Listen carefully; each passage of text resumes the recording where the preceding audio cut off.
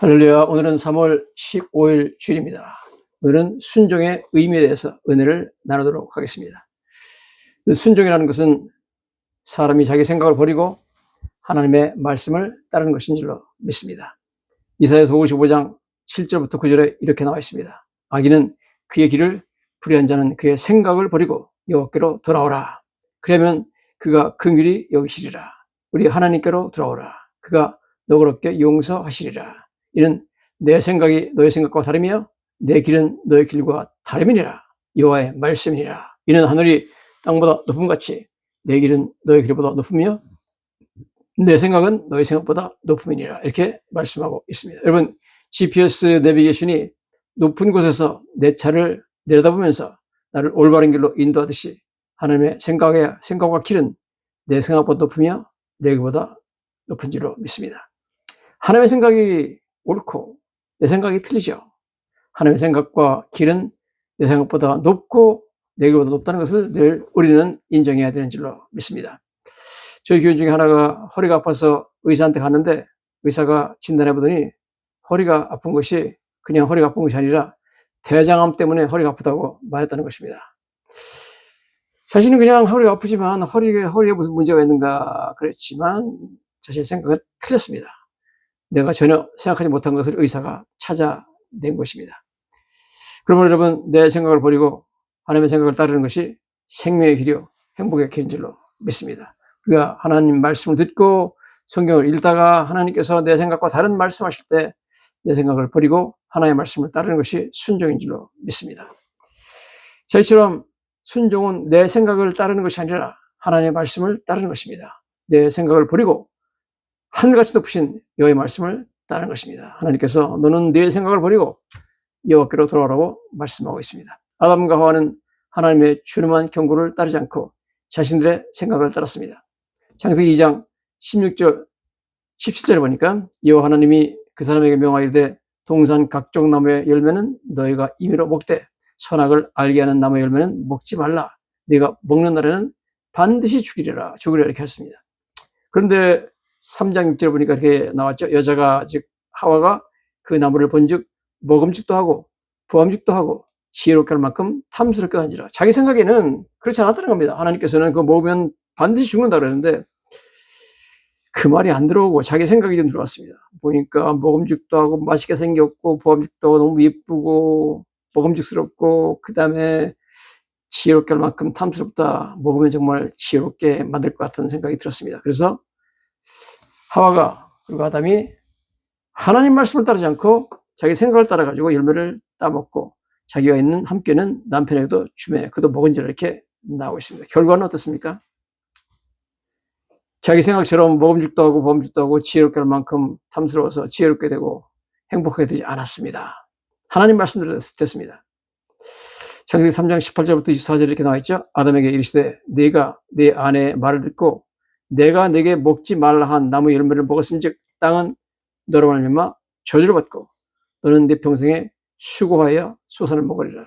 그러면 자기 생각을 따랐더니 하나님의 말씀을 불순종하고 자기 생각을 따랐더니 저주를 받게 되죠. 그 다음에 고생길을 얻었습니다. 수고하여 소산을 먹는 길입니다. 수고하지 않아도 맛있는 과일과 좋은 것들을 먹고 행복하게 살았는데 이제부터는 고생길이 열린 것입니다. 땅이 네게 가시덤불과 엉겅퀴를 될 것이라. 네가 먹을 것은 밭의 채소인즉 네가 흙으로 돌아갈 때까지, 즉 죽을 때까지란 말이죠. 죽음이 찾아왔습니다. 얼굴에 땀을 흘려야 먹을 것이라. 고생한다는 거죠. 내가 그것에서 취함을 입었으며 너는 흙이니 흙으로 돌아갈 것이야. 죽는다는 겁니다. 창조될 때 영생하도록 창조되었는데 하나님께 불순종한 결과로 자기 생각을 따른 결과로 그들은 죽음을 경험하게 되는 거죠. 그 다음에 보니까 하나님이 아담과 하와를 에덴 동산에서 쫓아내시죠. 이같이 하나님이 그 사람을 쫓아내시고 에덴 동산 동쪽에 그릇들과 두루도는 불칼도 생명나무의 길을 지키게 하시냐 이렇게 말씀하고 있습니다. 그들은 최고의 행복을 상실해 버렸습니다. 그래서 낙원을 상실하고 낙원에 쫓겨나죠. 그래서 이걸 실낙원이라고 합니다. 낙원을 잃어버리게 되는 것이죠. 아담과 하와가 하나님의 말씀을 버리고 자신들의 생각을 따랐던 결과는 엄청난 불행과 고통이었습니다. 여러분, 교회 나와서 하나님 말씀 들을 때 내 생각을 버리고 과감하게 하나님의 말씀을 믿고 따라야 되는 줄로 믿습니다. 그것이 바로 순종입니다. 여러분, 불순종의 결과가 얼마나 처참했는지 한번 성경에 있는 예를 가지고 보겠습니다. 먼저 유다의 마지막 왕이었던 시드기야 왕이 불순종한 결과가 얼마나 처참했는지 한번 보죠. 예레미야 37장 15절부터 17절입니다. 고관들이 노여하여 예레미야를 때려서 서기관 요나단의 집에 가두었으니 이는 그들이 이 집을 옥으로 삼았습니다. 예레미야가 전하는 말씀을 싫어해가지고 고관들이 예레미야를 때리고 서기관 요나단의 집에 감옥에다가 집어넣습니다. 예레미야가 뚜껑 씌운 웅덩이에 들어간 지 여러 날 만에 시드기야 왕이 사람을 보내어 그를 이끌어내고 왕궁에서 그에게 비밀이 물어 이르되 여호와께로부터 받은 말씀이 있느냐? 예레미야가 대답하되 있나이다. 또 이르되 왕이 바벨론 왕의 손에 넘겨지리다 그러죠. 이제 여러분, 역사적으로 보면 바벨론 느부갓네살 왕이 예루살렘 성을 포위하고 엄청나게 오래 버텼습니다. 한 30개월 지나가지고 함락됐습니다. 자, 포위된 상태에서 불안하잖아요. 그래서 시드기야 왕이 감옥에 있는 예레미야를 이끌어내가지고 물어봤습니다. 하나님 말씀이 어떠냐? 하나님 말씀이 정말 듣고 싶다. 내가 어떻게 되냐? 항복해야 되냐? 말해야 되냐? 여기서 계속 이렇게 버티고 싸워야 되냐? 그때 예레미야가 이렇게 말하죠. 왕이 바벨론의 왕의 손에 넘겨진다. 항복하지 않으면 장신 붙잡혀가지고 처참하게 된다는 거죠. 예레미야 38장에 보면 또 시드기야 왕이 예레미야를 불러냅니다. 시드기야 왕이 사람을 보내어 선지자 예레미야를 여호와의 성전 셋째 문으로 들어오게 하고 왕이 예레미야에게 이르되 내가 네게 한 가지를 물으리니 한마디도 내게 숨기지 말라. 숨기지 말고 하나님 말씀이 뭔지 얘기하라는 겁니다. 그래서 하나님 말씀대로 얘기하죠. 예레미야가 시드기야에게 이르되 만군의 하나님이신 이스라엘의 하나님 여호와께서 이와 같이 말씀하시되 네가 만일 바벨론 왕의 고관들에게 항복하면 네 생명이 살겠고 이 성이 불사름을 당하지 아니하겠고 너와 네 가족이 살려니와 네가 만일 나가서 바벨론 왕의 고관들에게 항복하지 아니하면 이 성이 갈대아인의 손에 넘어가리니 그들이 이 성을 불사를 것이며 너는 그들의 손을 벗어나지 못하려 하셨나이다. 이게 하나님 말씀이라는 겁니다.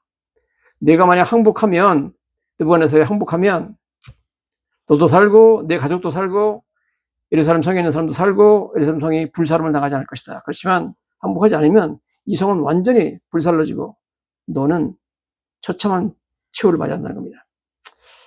예레미야가 그러죠. 예레미야가 이르되 원하옵나니 내가 왕에게 아뢰는 바 여호와의 목소리에 순종하소서.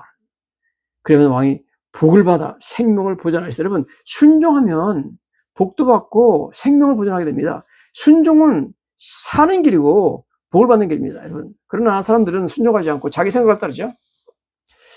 자, 어떻게 했습니까? 결국 순종하지 않고 항복하지 않았습니다. 나중에 도저히 안 되겠으니까 성문에 조그만 문을 열고 도망가죠.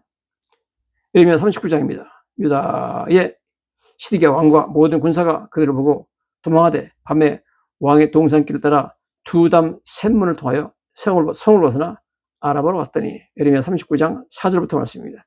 갈대인의 군대가 갈대인은 바벨론을 말합니다. 그들 따라 여리고 평원에서 시드기야에게 미쳐 그를 잡아서 결국 체포당했죠.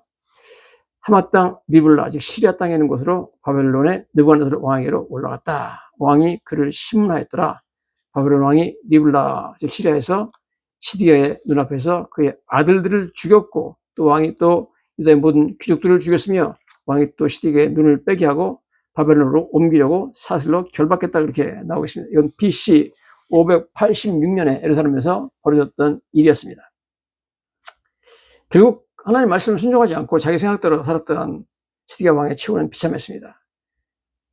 바벨론 느부갓네살 왕이 시드기야 눈앞에서 자기 아들들을 죽여버렸습니다.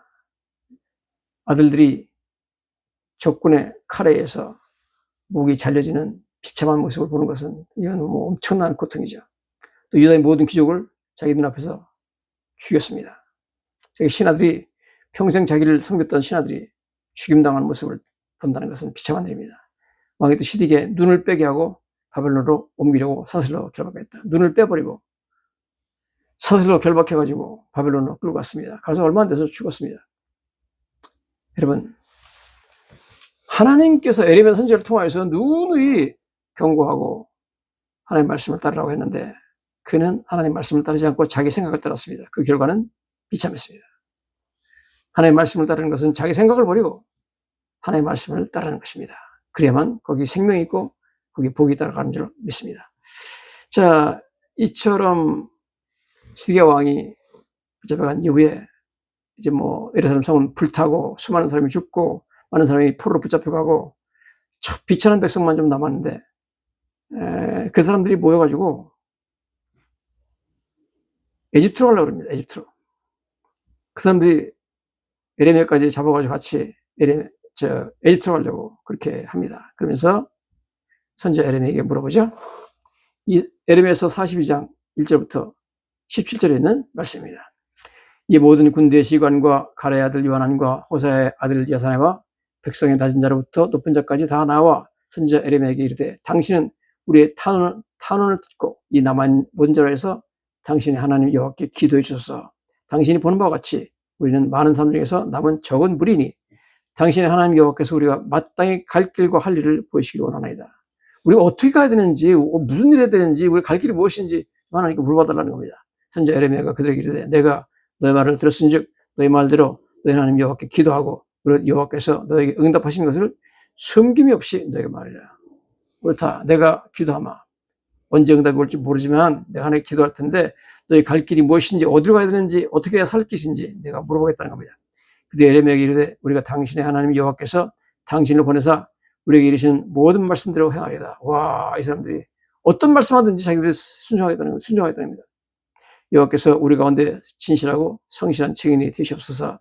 하나님의 증인이다 그렇게 말하죠. 우리가 당신을 우리 하나님 여호와께 보내면 그의 목소리가 우리에게 좋든지 좋지 않든지를 막론하고 순종하려 함이라. 우리가 우리 하나님 여호와의 목소리를 순종하면 우리에게 복이 있으리로다. 말은 기가 막히겠어요.